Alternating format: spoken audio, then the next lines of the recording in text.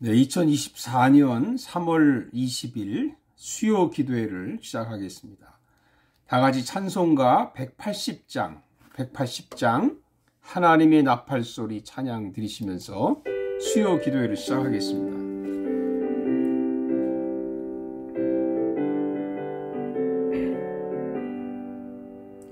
하나님의 나팔소리 전지진동할 때에 예수 영광 중에 구름 타시고 천사들을 세계 만국 모든 곳에 보내어 구원받은 성도들을 모으리.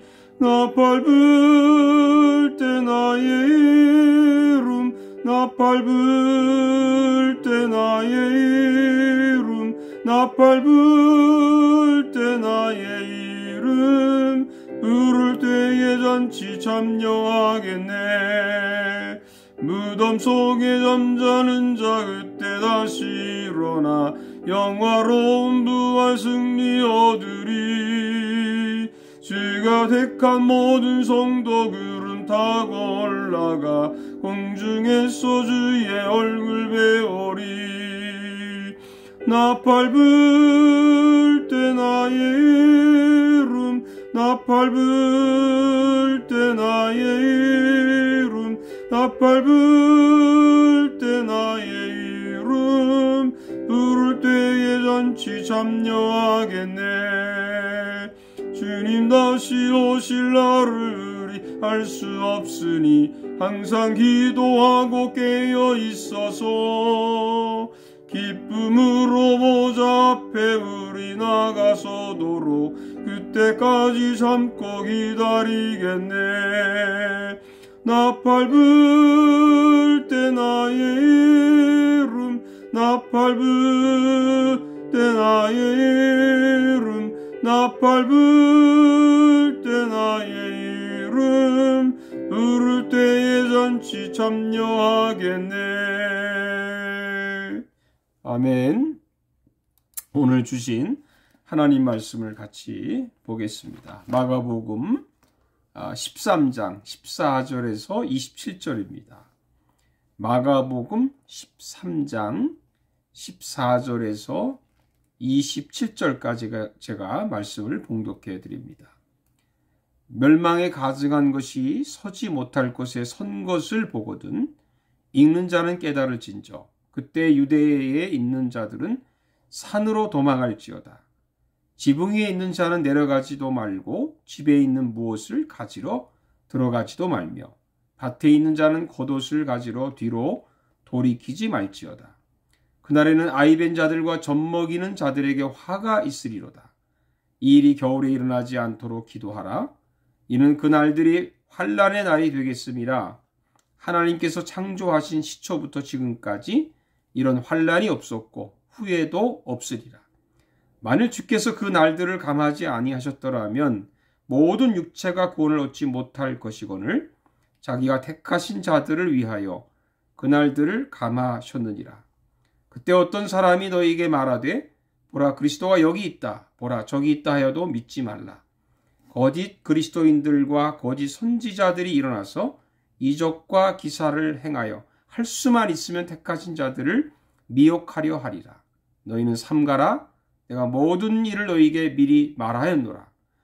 그때 그 환난 후 해가 어두워지며 달이 빛을 내지 아니하며 별들이 하늘에서 떨어지며 하늘에 있는 권능들이 흔들리리라.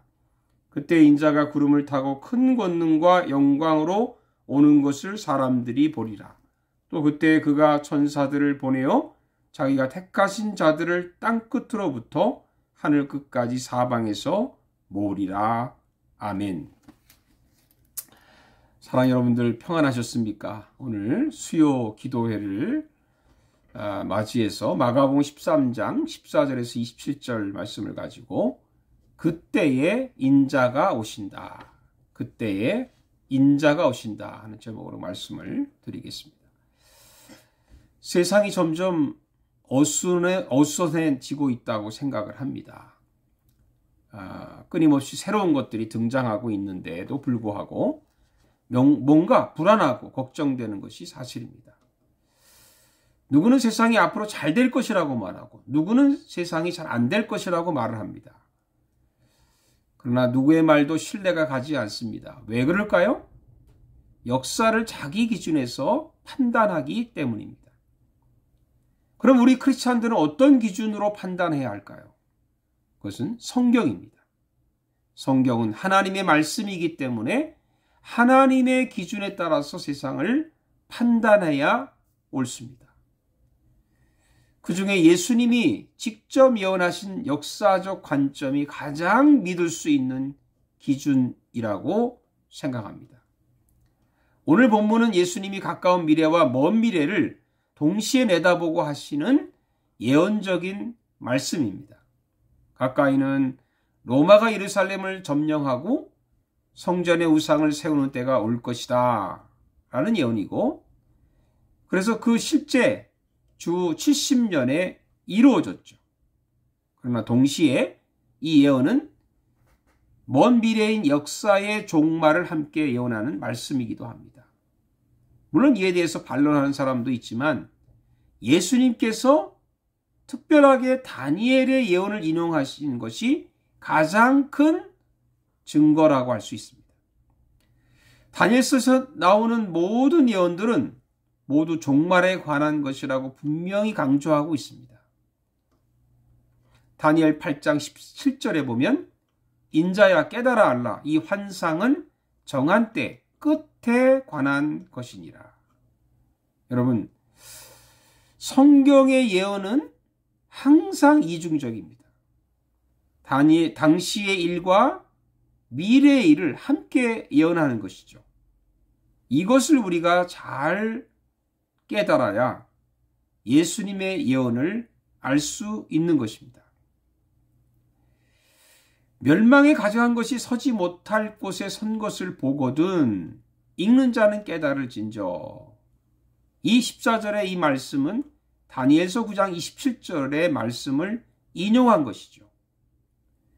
그런데 다니엘 10장 14절에 보면 이는 이 환상이 오랜 후의 일입니다. 이렇게 말씀했어요. 그러니까 다니엘이 본 모든 환상들은 모두 종말에 대한 말씀들이라고 하는 것이죠. 그렇다고 해서 조급하게 해석하면 안 됩니다. 그러면 사이비 이단처럼 문자적 종말론에 빠질 수 있습니다. 그러나 예수님의 예언은 분명히 역사의 종말을 미리 예고하시는 것이라고 하는 것을 알아야 합니다. 그날과 그 시는 모르지만 반드시 이루어질 것입니다. 뭐가 이루어지나요? 예수님이 다시 오신다는 예언입니다. 26절을 보세요. 그때 인자가 구름을 타고 큰 권능과 영광으로 오는 것을 사람들이 보리라. 얼마나 분명한 말씀입니까? 그러면 예수님이 언제 오시나요? 26절의 말씀에 보면 그때에 오신다고 했습니다. 그럼 그때가 언제일까요? 14절을 통해서 볼 때는 성전의 우상이 설 때입니다. 주 70년의 로마 군대가 성전에 우상을 세웠고, 종말에는 사단이 권세를 준 짐승이 우상을 세울 것입니다. 여러분, 성전에 우상이 세워지면 종말의 징조들이 나타난다고 합니다. 그 징조들이 무엇입니까? 여러 가지가 있지만 오늘 두 가지만 크게 나누도록 하겠습니다. 첫째는 거짓 목자들이 판을 칩니다. 22절에 보니까 그때 어떤 사람이 너에게 말하되 보라 그리스도가 여기 있다, 보라 저기 있다 하여도 믿지 말라고 했습니다. 너도 나도 나는 예수라고 주장한다는 겁니다. 여러분, 지금도 한국에만 자칭 재림 예수라는 사이비 교주들이 무려 약 50명이나 있다고 합니다. 그럼 앞으로 더 많아질 수 있겠죠. 그러나 절대로 우리가 이런 일에 현혹돼서는 안 되는 것입니다. 예수님께서도 이 많은 사람들이 가짜 재림 예수에게 미혹된다고 그렇게 말씀하셨어요. 그럼 그들이 어떻게 우리를 미혹할까요? 놀랍습니다. 그들은 기적을 일으킵니다. 여러분, 22절에 보면 거짓 그리스도인들과 거짓 선지자들이 일어나서 이적과 기사를 행하여 할 수만 있으면 택하신 자들을 미혹하려 하리라. 여러분, 너무나 놀랐습니다. 이 가짜 재림 예수들이 예수님처럼 이적과 기사를 행한답니다. 그러니 말세가 되면 참으로 분별하기 어려운 시대가 온다는 것이죠. 지금도 그렇고 앞으로도 그렇고 종말이 되면 될수록 더 그럴 것입니다. 올바른 참된 지도자를 분별하기가 점점 어렵게 되는 것입니다. 유진 피터스는 기독교는 눈으로 보는 종교가 아니고 귀로 듣는 종교라고 했다는데, 사람들은 말씀을 듣지 않고 눈으로 보는 것에 현혹이 되는 것이죠. 그래서 23절에 너희는 삼가라. 무슨 말이에요? 보는 것을 조심하라고 하는 것이죠. 제발 조심합시다. 그리고 귀로 듣고, 그리고 마음에 새깁시다. 하나님의 말씀을 내 마음판에 새깁시다. 둘째는 세상이 흔들린다고 했습니다. 24절에 그때 그 환난 후 해가 어두워지며 달이 빛을 내지 아니하며, 25절에 별들이 하늘에서 떨어지며 하늘에 있는 권능들이 흔들리리라. 1월 성신이 다 흔들린답니다. 1월 성신이 뭔가요? 사람들이 숭배하는 우상들 아닙니까? 1월 성신뿐이겠습니까? 우리가 숭상하는, 우리가 추구하는, 우리가 사랑하는 우상들이 모조리 다 흔들린다는 거예요. 그게 돈이 됐든 사람이 됐든 물건이 됐든 어떤 것이든지 다 흔들릴 것이다. 세상의 권세가 흔들릴 것이다. 영원할 것 같던 것들이 다 흔들릴 것이라는 거죠. 그러나 여러분, 하나님의 권세는 흔들리지 않습니다. 하나님의 권세는 영원합니다. 이때에 만물의 주권자이신 예수님이 다시 오실 것입니다. 그분이 이 땅에 오실 것입니다. 그리고 모든 사람들이 그 재림하는 예수님을, 광경을 우리의 눈으로 목도할 것입니다. 그리고 그분은 택하신 자들을 모으신다고 했어요. 얼마나 감격적인 순간입니까? 저와 여러분이 예수님이 다 모으시는 그 미팅의 자리에, 마지막 심판의 자리에, 그 은혜의 자리에 저와 여러분이 함께 있기를 축복합니다. 기도하겠습니다. 살아계신 아버지 하나님, 감사합니다. 예수님은 분명히 다시 오신다고 약속하셨습니다.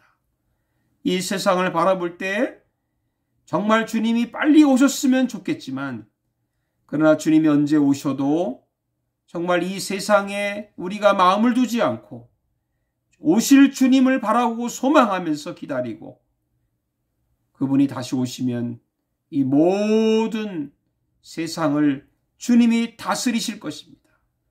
주여, 우리가 그 주님을 기다립니다.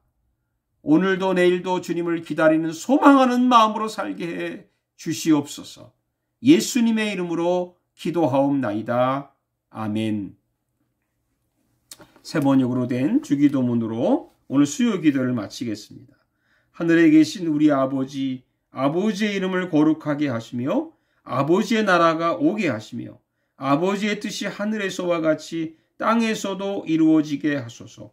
오늘 우리에게 일용할 양식을 주시고 우리가 우리에게 잘못한 사람을 용서하여 준 것 같이 우리 죄를 용서하여 주시고 우리를 시험에 빠지지 않게 하시고 악에서 구하소서.